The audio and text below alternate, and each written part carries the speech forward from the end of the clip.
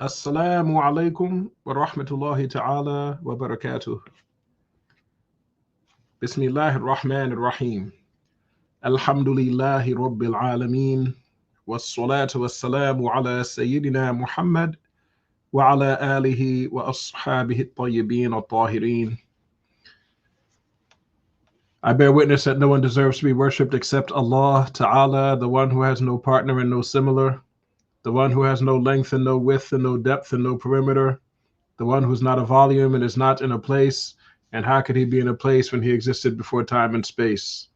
He created everything except himself, including you and your actions. Nothing occurs except by his will, both good and bad he destined to happen. He speaks without sound, letter, or language, not Arabic, Hebrew, nor Korean. He's not light, he's not a spirit, he has nothing in common with human beings. He's not in the direction of up, down, right, left, front, nor back. And whatever you imagine in your mind, Allah is different than that. And I bear witness that our noble, unrivaled Master Muhammad sallallahu alaihi wasallam is the slave of Allah, his final messenger, and the best of all of God's creations. May Allah unite us with him in paradise and grant us a drink from his basin.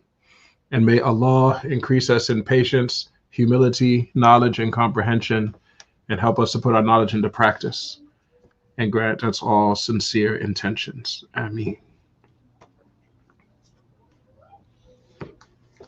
We're continuing in the book, the Hadrami Introduction, Al-Muqaddimah Al-Hadramiyya, which was written by the Allama Bafadl Rahimahullah. It's an introductory text in Shafi'i fiqh. We made it to page 21, the book of Salah. The book of Salah. And we started talking about something last week, but I cut it off in the middle, so I want to go back to the beginning of the topic that we were talking about.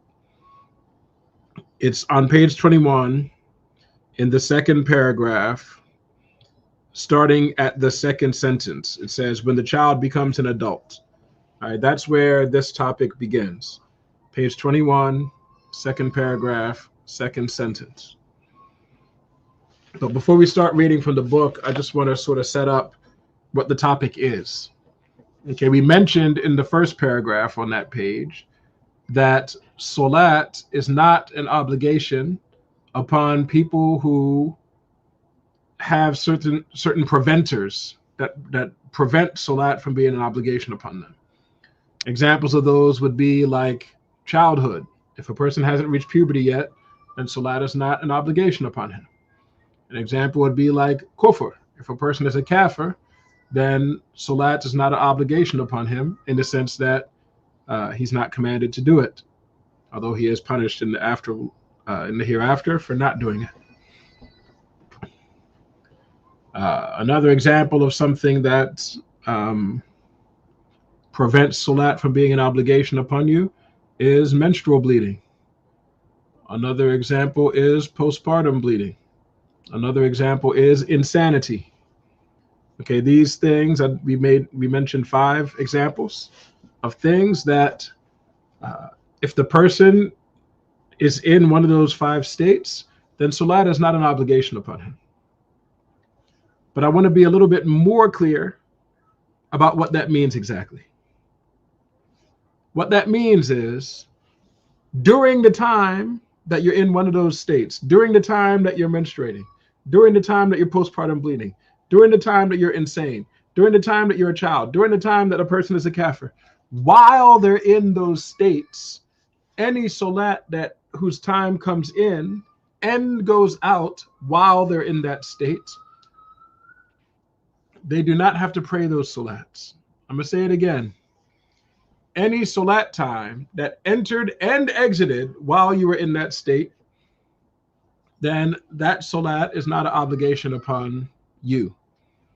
So if a woman's period begins on Monday and it ends, let's say, on Friday, then for sure any salats that came in on Tuesday, Wednesday, and Thursday are not obligatory upon her, because the salat time came in and went out while she was on her period. And the same would be true if a person were insane for those 5 days, or postpartum bleeding for those 5 days, or a child for those 5 days. or a kafir for those 5 days. The rulings are the same. Okay? They don't have to make up the salats that they missed. Why? Because those salats came in and went out while they were in a state, while they had a preventer blocking the salat from being an obligation upon them. Okay? However, the topic we're going to talk about now in this book deals with not the salat that came in and went out while you were menstruating or while you were insane. We're going to talk now about the salat where you were in this state where you had the preventer preventing it from being an obligation. You were in that state for part of the salat time, but for part of the salat time, you were not in that state. This is what we want to talk about. That's our topic for today. Okay, what happens if one of these salat preventers prevents you from making salat for part of the salat time, not the entire salat time? That's what we're going to talk about.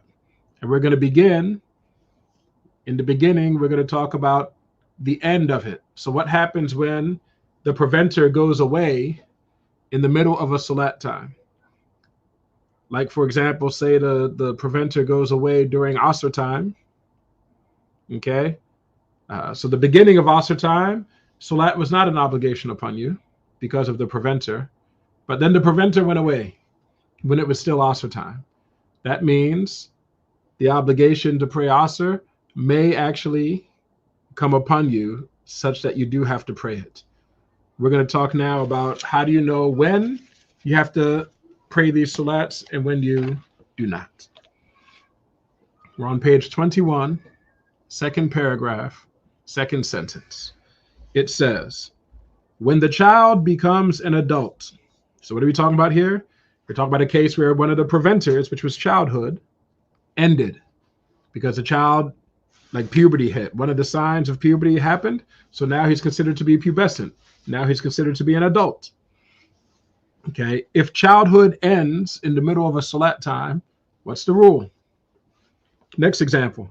It says, or the insane or unconscious wake up.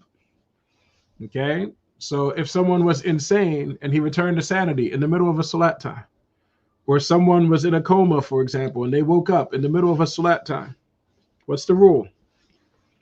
Next example. Or the disbeliever becomes Muslim. If a kafir becomes a Muslim in the middle of a salat time, what's the rule? Or the menstruating woman, her bleeding stops in the middle of the salat time. What's the rule? Or the postpartum bleeding woman, which in my copy isn't written there, but it should be written there because it's in the original Arabic. If a woman gave birth and is postpartum bleeding and that bleeding stops in the middle of a salat time, what's the rule? Okay, it says, when a child becomes an adult, or the insane or unconscious wake up, or the disbeliever becomes Muslim, or the menstruating or postpartum bleeding woman becomes clean before the exit of the time, meaning the middle of the salat time. So the salat time is in and it hasn't ended yet. These are the cases we're talking about here. Said, even if it is enough for a takbirah. So if the preventer ended during a salat time, and after this preventer went away, you still had enough time to say Allahu Akbar before the time went out. Okay, so when we say in the middle of the salat time, we don't mean like the dead center of the salat time. We don't mean 2/3 through or 4/5 through. No, we mean even if it's very close to the end of the time, to the point where when your preventer ended, you had enough time to say Allahu Akbar before the time went out.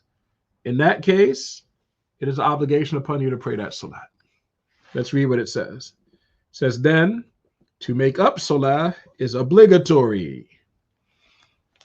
So if your preventer ended during a salat time, and there was still enough time before the time went out for you to say Allahu Akbar, then it is an obligation for you to pray that salat. Why are we talking about all this? Because we said When a woman is on her period, for example, she doesn't make up the salats that she missed. So a person might think, oh, she doesn't have to pray that prayer. But in reality, she does have to pray that prayer. Why? Because her period ended and there was still enough time for her to say Allahu Akbar before the time ended. That means that prayer is one that she does have to pray.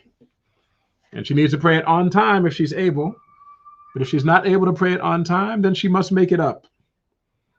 Okay, like say her period ended, 1 minute before the time ended. Well, 1 minute, that's not even long enough for her to go make her ghusl. She's going to have to make a ghusl and, get her clothes right and everything and all of that before she can pray. And then she needs to pray whichever salat it was at the time was in when her period ended. She can't do all of that in 1 minute. Okay? The fact that she can't do it all before the time goes out, that's not the issue. Okay? She's excused. If, she tried to pray as soon as she could and she just couldn't get it done within the time, she's excused for that. But she has to pray that salat, which means she has to make it up. Even though the time is out, she will have to pray that prayer because it's an obligation upon her to pray it. Why is it an obligation upon her to pray it? Because there was enough time for her to say Allahu Akbar before the time ended. It says here, on the condition, so it's only obligatory for her to perform that prayer on the condition that the absence of the preventing factors is continuing enough for that person to perform purification and salah. So we say that if her preventing factor went away for enough time that she could have performed whatever necessary purification is required and also performed the salat during the time that the preventer is gone, then in that case, we say she needs to make up that salat. Let's talk through what all this means, because it is confusing. We're saying here,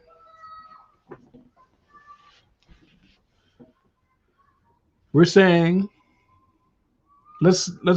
put aside menstruation for a moment and talk about insanity, because insanity can come and go a lot faster than a menstruation can.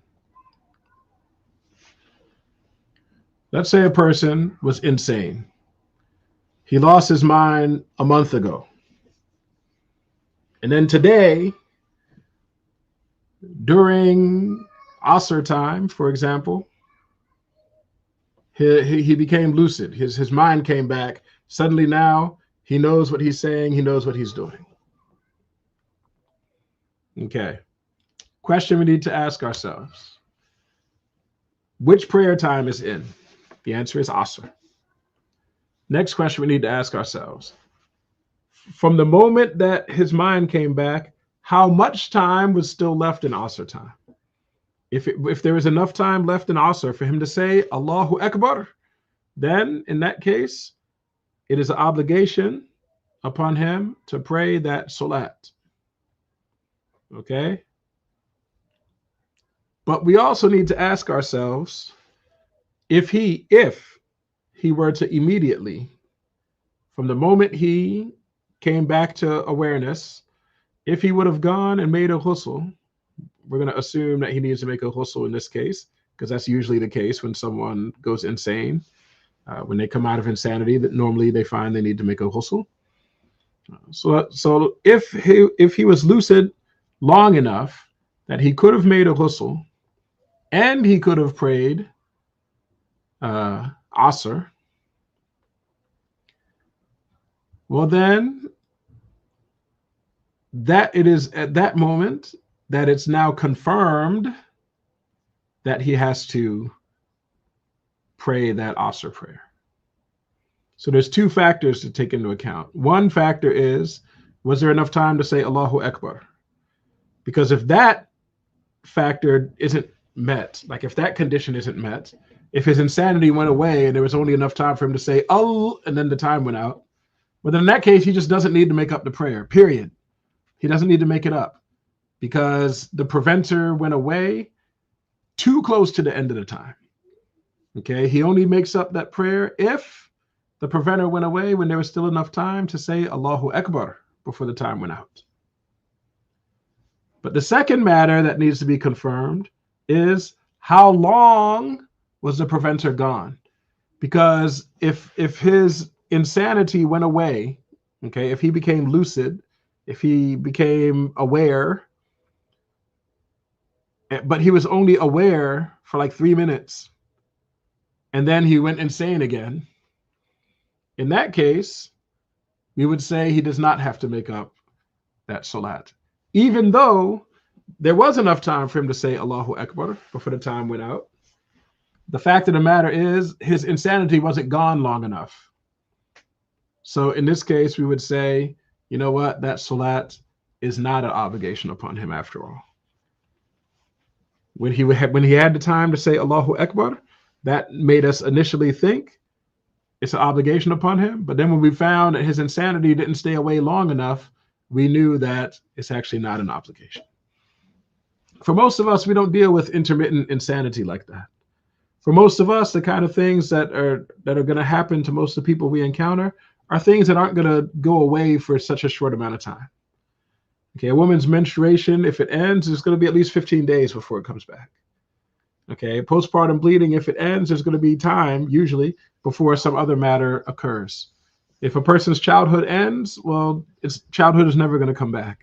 If a kafir becomes Muslim, well, you know, he's never going to be an original kafir again after that. Even if he does leave Islam after only 1 or 2 minutes, now he is an apostate, and apostates have to make up all their salats. You understand? So what he's saying here in the book is, if these two conditions are met, then you have to make up that salat. What are the two conditions?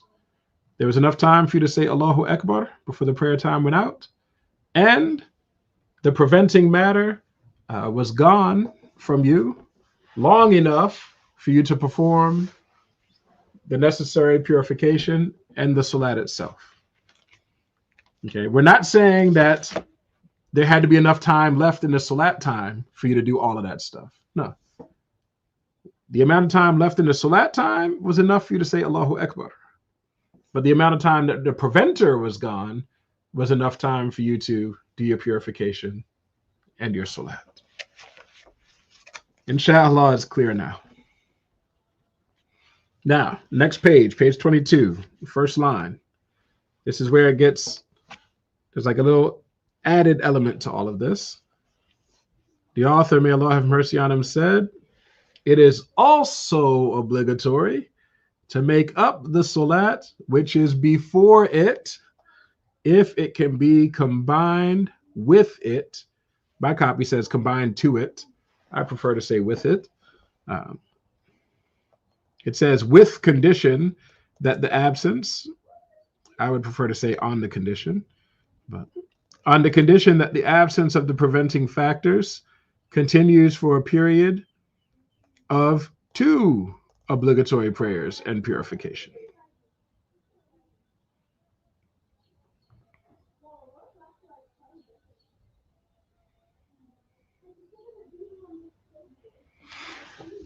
So what is he saying here? He's saying here, let's say a person's insanity ended during Dhuhr time.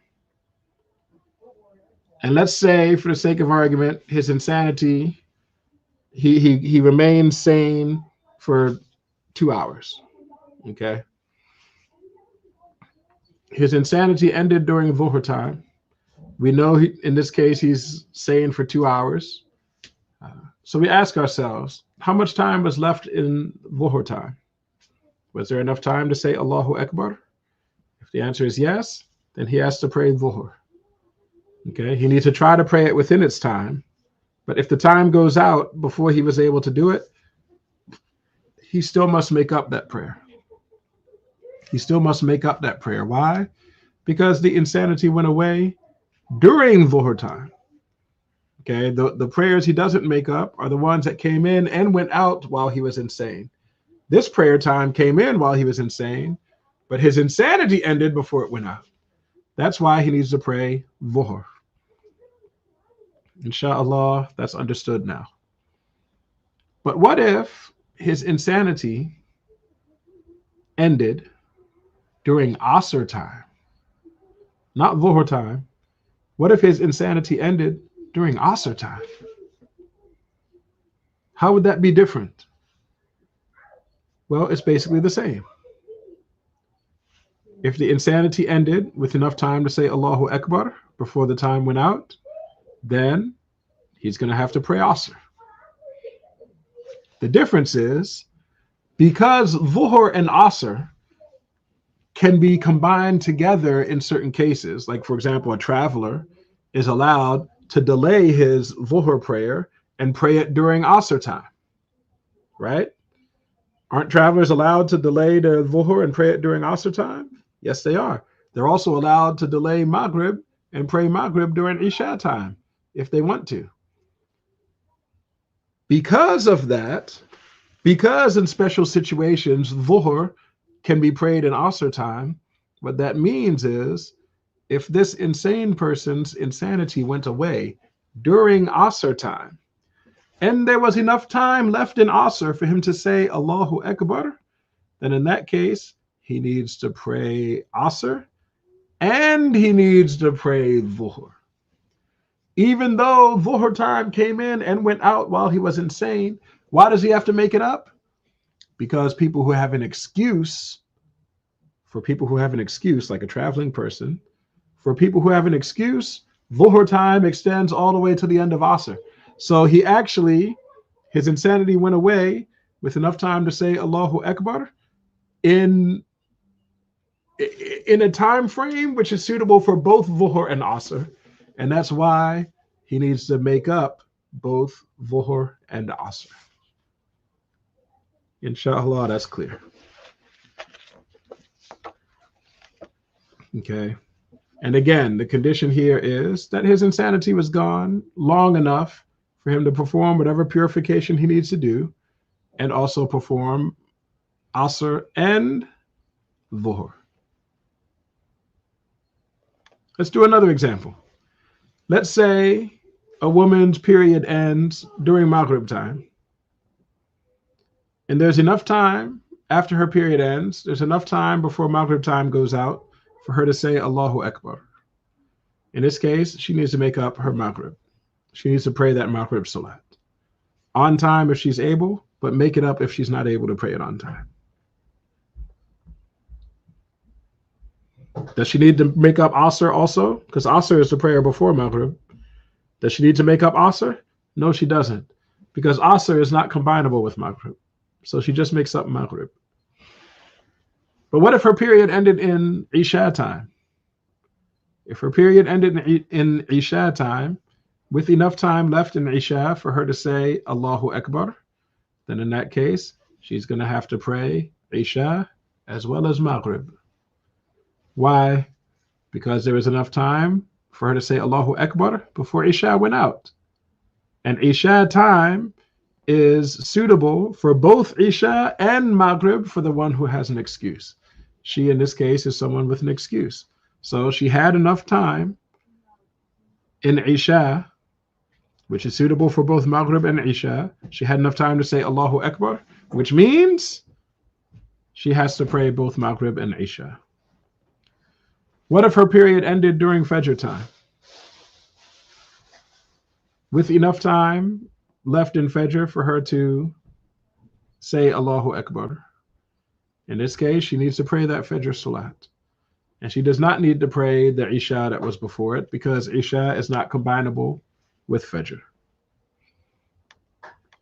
Insha'Allah ta'ala, that is all clear.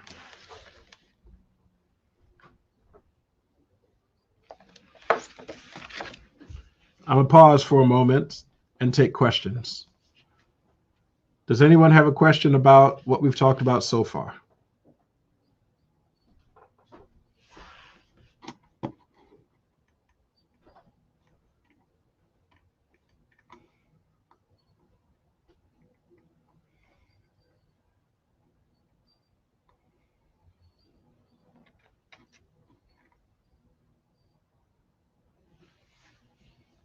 All right. Well, if there are no questions, then I will move to the next part of the paragraph. What we talked about so far was the case where a preventer ended in the middle of a salat time. Inshallah, you understand all of that. What matters is whether there was enough time to say Allahu Akbar. And what matters is if the preventing factor, in this case, insanity, was absent long enough to perform purification and the prayers. Now we're going to switch gears and we're going to talk about what happens if one of these preventers begins in the middle of a salat time. So we talked a minute ago about if the preventing factor ends during a salat time. Ends. Now we're going to talk about, well, what if a preventing factor begins during a salat time? Like what if Dhuhr time comes in and a woman was, I don't know, busy doing something. She tells herself, oh, I'll pray Dhuhr in an hour when I'm done. But before she was able to pray Dhuhr, bam, her period started. Now she can't pray Dhuhr. What does she do? Well, there are rules that we're going to talk about.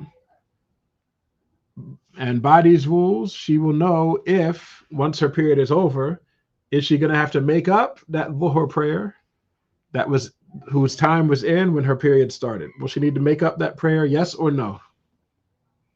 Okay. Let's read what the author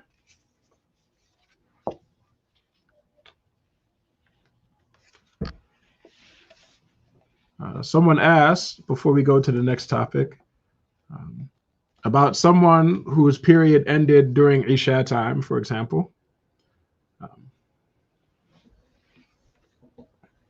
If a person's period ended during Isha time and there was enough time to say Allahu Akbar, the question is, we know she's going to have to pray both Maghrib and Isha. The question is, does she have to pray them in order? Does Maghrib have to come before Isha? The answer is no. She can pray Isha first, or she can pray Maghrib first. But if there's very little time left in Isha time, like not enough time for her to do both of them, well, then she has to start with Isha, because Isha is the time that's in.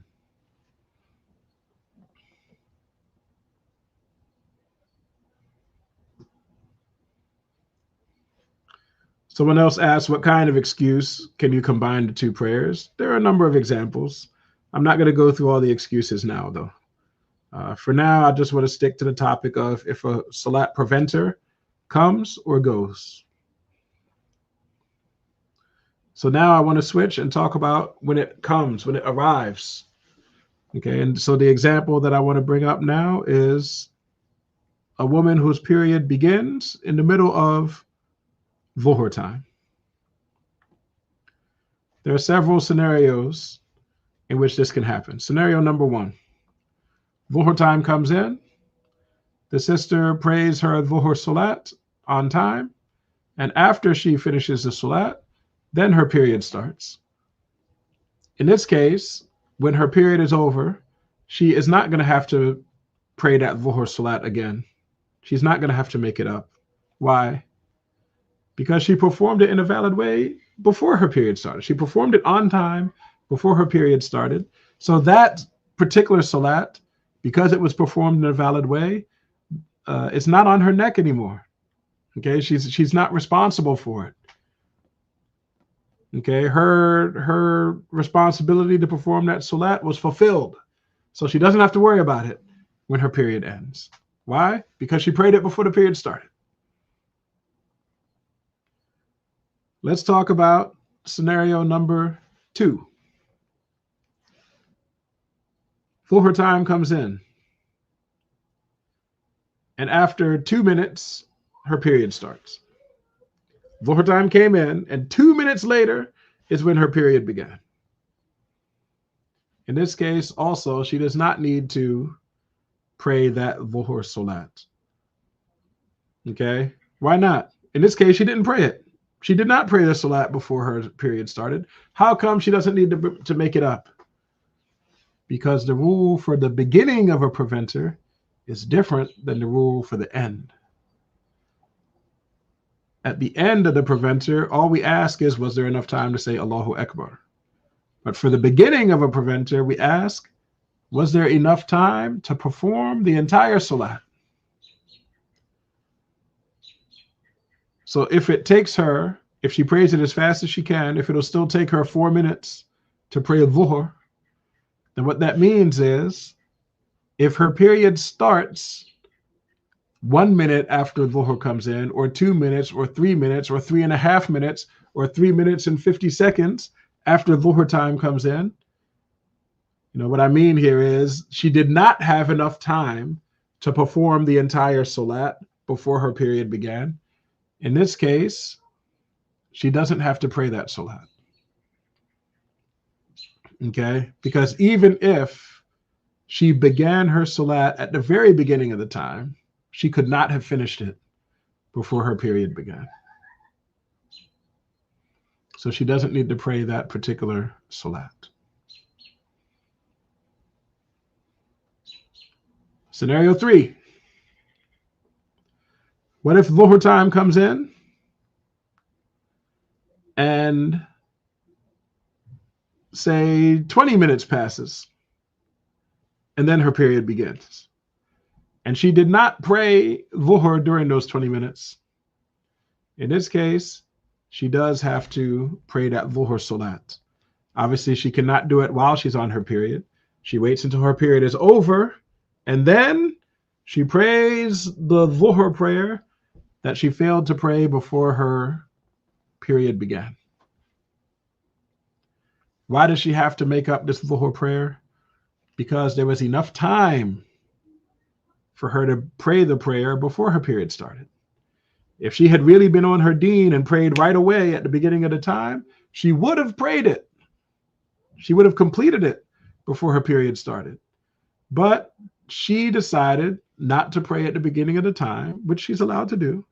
We mentioned last week how the obligation of salat is a wide obligation. Okay, so you can delay it within its time. And so she chose to delay it. Maybe she was in the middle of doing something and she told herself, as soon as I wrap up this thing, then I'll pray. But her period started before she wrapped up that thing.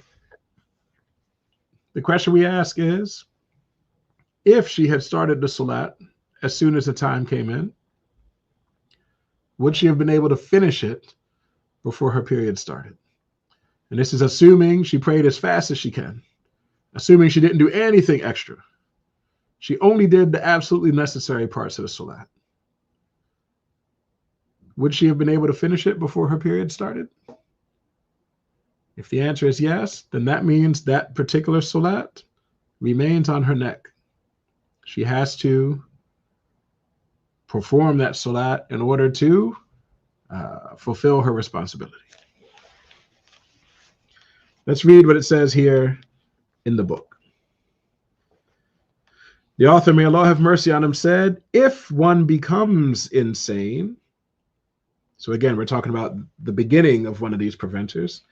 If one becomes insane, or the woman becomes menstruating, or postpartum bleeding, or unconscious, meaning like the woman faints or enters a coma, or if she becomes insane, etc., any of the preventers we've been talking about, if any of these things happens at the beginning of the time of salah, then making up the salah is obligatory if the time lapsed is enough for performing the obligatory salat.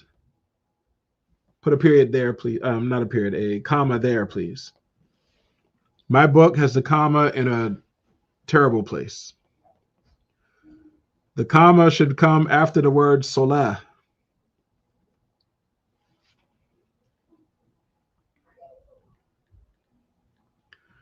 Let's read it again.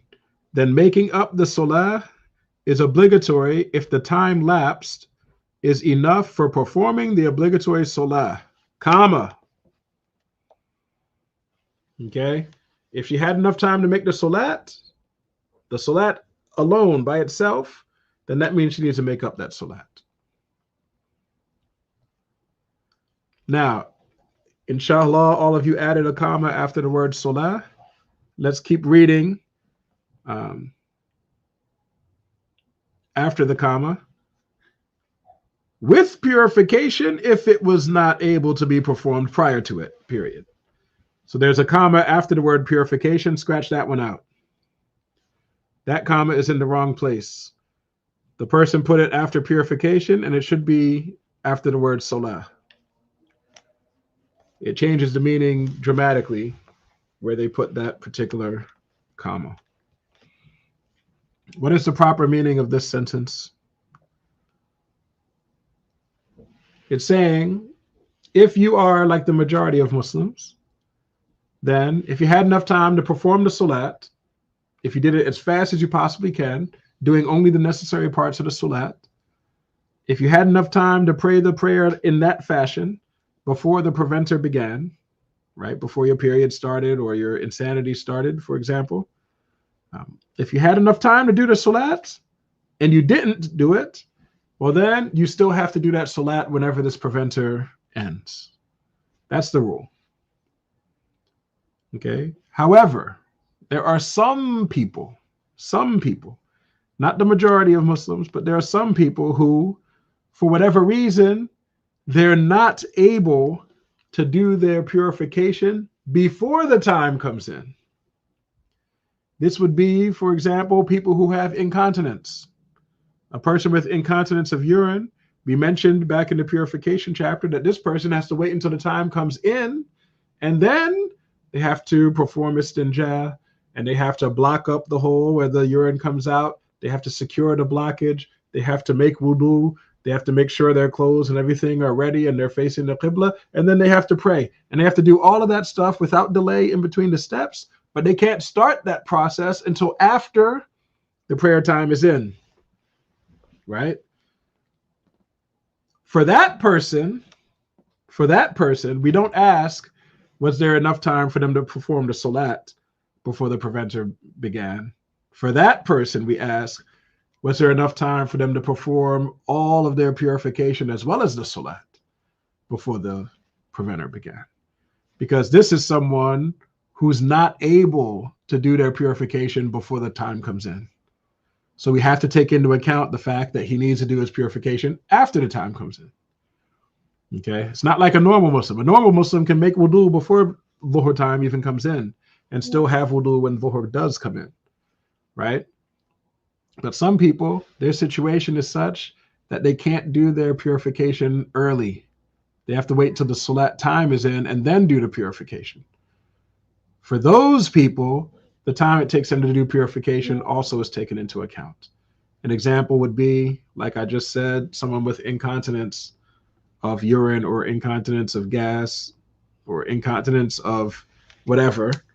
Another example would be someone who needs to do tayammum. Okay, someone who's in a situation where they don't make wudu, they do tayammum. Remember, tayammum also is something that cannot be done until after the time comes in. You wait until time comes in, and after that, you search for the water and you make your tayammum. Those things need to be done after the time comes in. So if the woman was, say, traveling and she waited for time to come in and she needed to make tayammum, so she looked for water and she didn't find any, and then she made her tayammum, and then she said Allahu Akbar, and then like her period started in the middle of that salat.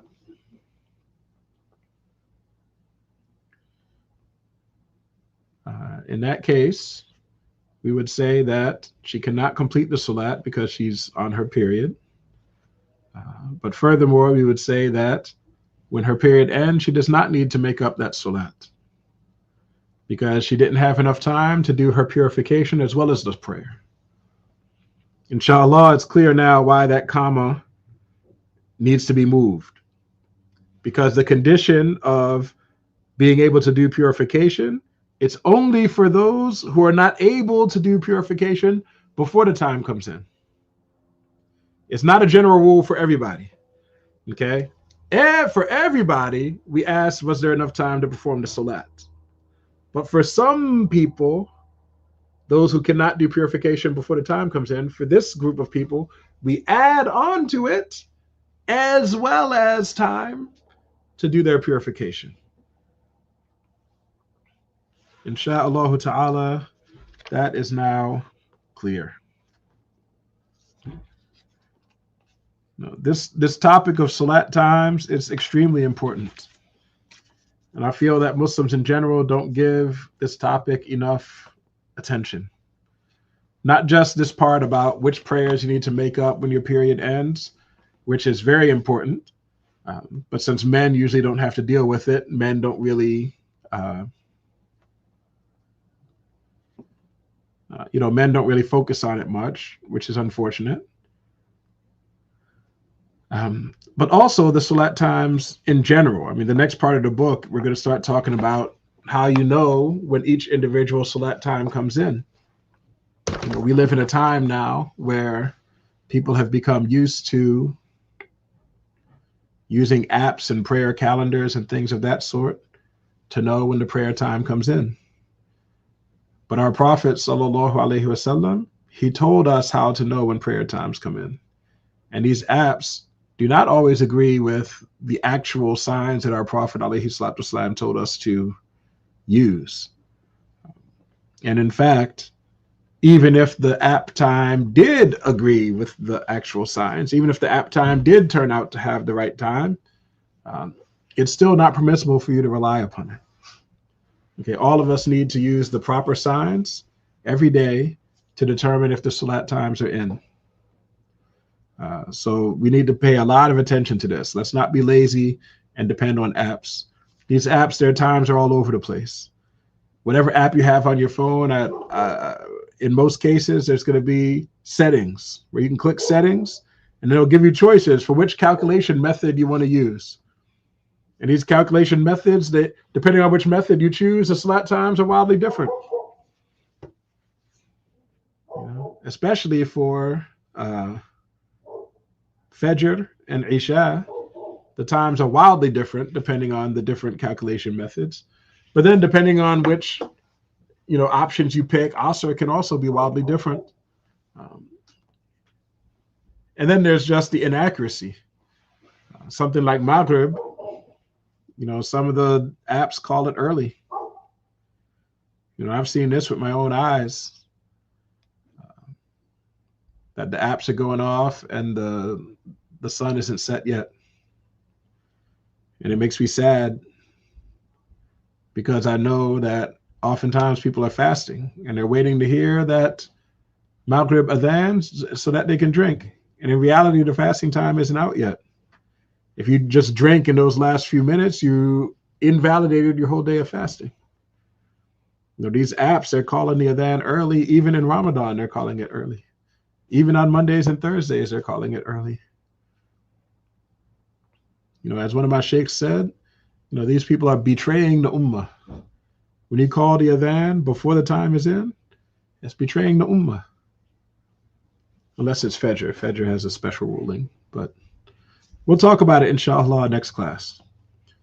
Do any of you have questions about today's lesson? And I strongly encourage you to review it in detail.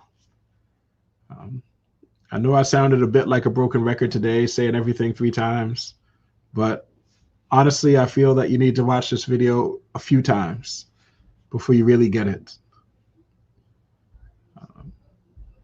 This is important stuff for us to know, mashallah.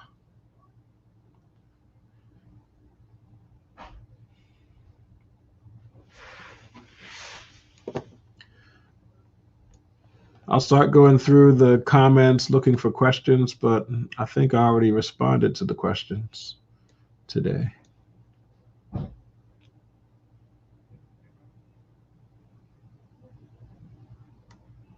Yeah. All right. So let's say La ilaha illallah. La ilaha illallah. La ilaha illallah. La ilaha illallah.